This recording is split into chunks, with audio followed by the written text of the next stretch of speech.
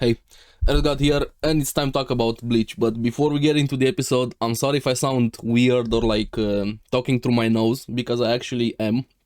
I've been having since yesterday this nasty cold and it's kicking my ass, but still wanted to have the video with Bleach just to share with you guys my thoughts and everything, because this episode hit quite hard and we finally have Nemu's greatness and her story here, and also Mayuri's greatest creation. Such a beautiful, bittersweet episode that we have here, and just showing why Mayuri is one of the characters that is carrying the Shinigami so much into this war. It's insane how much he has done so far. But let's get into the episode and talk about it. Now, remember, this is the part 2 of the fight with the baby versus Pernida. We're also gonna have the continuation of the fight there with Kyoraku, Lilebaro, and so on, but the fights are happening at the same time here, and I'm really liking that quite a lot. But here we get the conclusion of this fight, picking up right after the excruciating pain baby started eating Pernida. And I like how Mario's, good thing you didn't have teeth, so you didn't have to chew it. That could have caused you even more problems. But as soon as he said that, you knew Pernida was gonna burst out. It's never gonna be that easy to take somebody like the arm of the Soul King out. Things like that are primordial.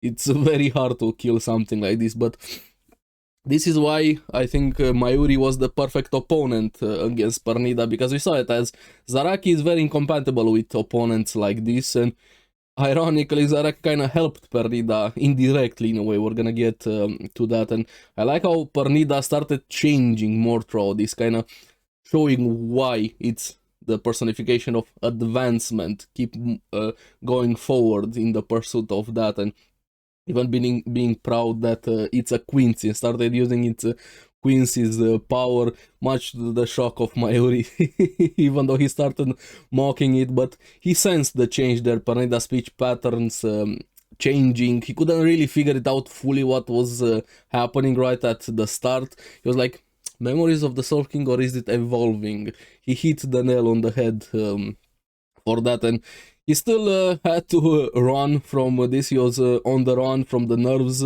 Arrows actually loses an arm, and here I feel like Nemu is pretty much the star of this episode, but also Mary, but her, she steals the episode, and this one hit like an emotional gut punch. And we see her that jump, looked so good. She jumps in, saving him, even sacrifices one of her arms, even though he started chastising her for interfering, but showing how much she cares for him and how far she's willing to push herself for him, even if he's against it, or at least that's what he's saying there. And here he actually says Nemuri number 7, and that's so important here, even saying she has changed ever since this started, ever since Ichigo got involved with the Soul Society, even saying the next you will take way too much time to do it, so don't do this again. So she could die and so on. Remember, she's the creation, she is his creation. In a way,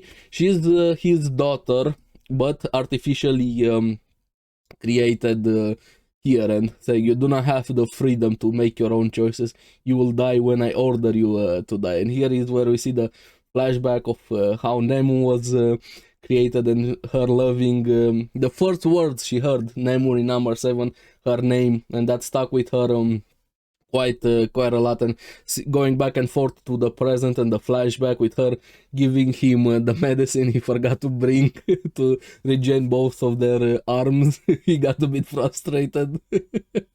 She observed him forgetting it, and kind of in a way your creation surpassing the creator, or advancing, kind of seeing your daughter growing up to be a woman in a way here. And he got frustrated for him in a playful way, a bit typical Mayuri, and I really like that, seeing a bit of a change when he's not always in control of everything. But to the fight, he actually charges that Pernida, saying he has a plan, starts spraying anesthetic around to affect Pernida, to slow it down and to be able to neutralize it. It's also gonna affect him a bit, but also Nemu's gonna play a role here. She's gonna be the one to inject the coagulation agent to nullify the nerves, pretty much everything, kind of stopping it in motion. Even him saying if you have your mouth open during that moment, it's gonna stay like that, kind of freezing you in place, in a way like a statue, control over your nerves. She actually starts hitting the arrow with the agent. Here it spreads into Pernida, but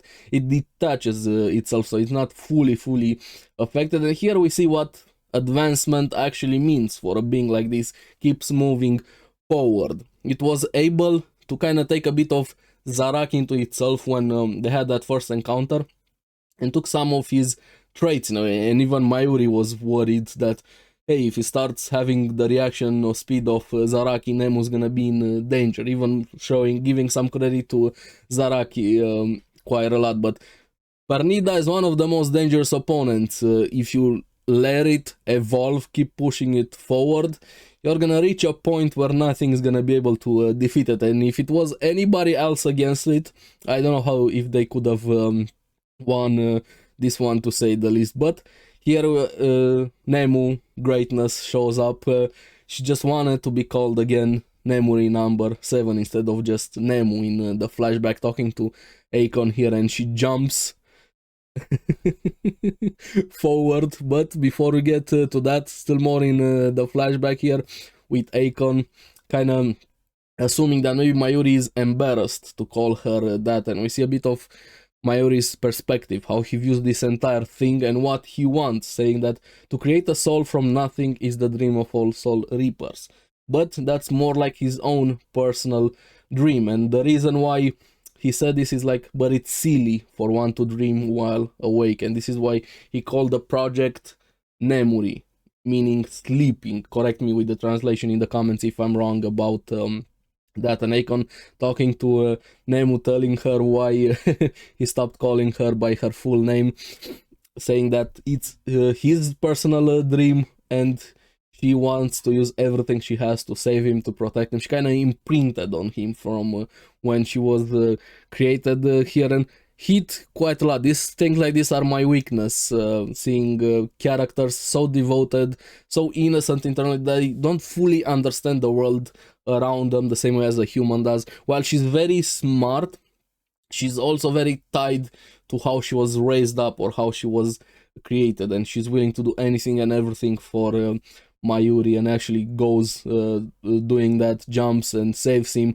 jumping through Pernida, even enhancing her own powers to the limit for 400 seconds, and saying my mission is to protect you, much to his frustration.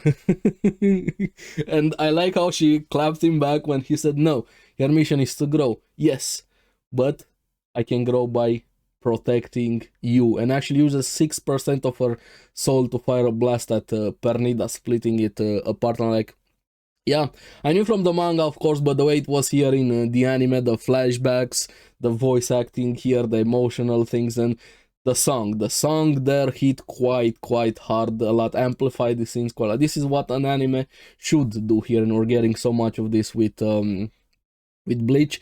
But Pernida still being torn apart is not the end for it, because the leftovers from Pernida actually go after Nemu, and she basically dies. She gets torn apart by Pernida, and Pernida started regaining slowly, but Mayuri was having his creation, his daughter dying in front of him, and Pernida started to feed on Nemu's leftover, and him kind of being a bit in shock still takes away her brain, which kind of foresaws things like this happening here, and reveals, eat it while you have a chance, because you're gonna be dead really soon.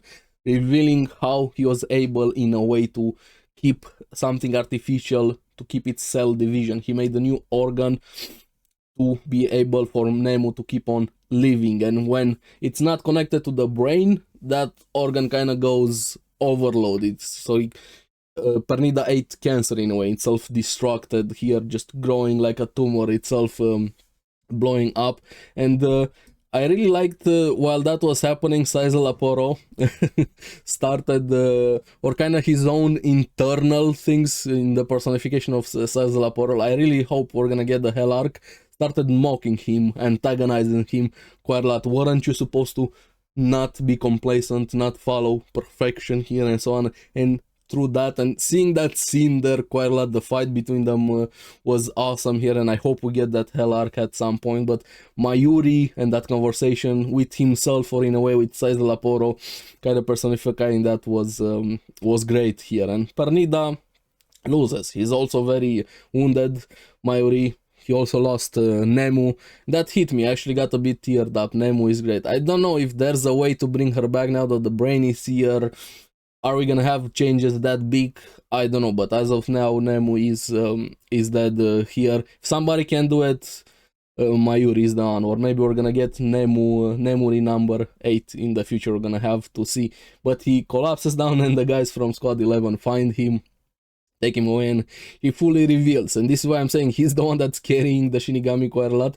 He recovered Hitsugai and Rangiku, no longer zombies. He healed them, but at a great cost. They lost quite a big chunk of their lifespan, and I like how they thanked him there, Hitsugai especially, and were in for some amazing things moving forward, and even putting Zaraki in one of the pods to recover along with him.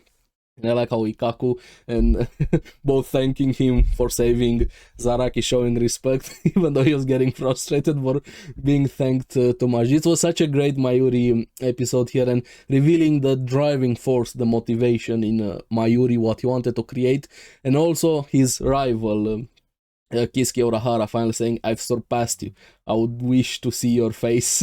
The dynamic between them is great here. So that was pretty much the episode focus here.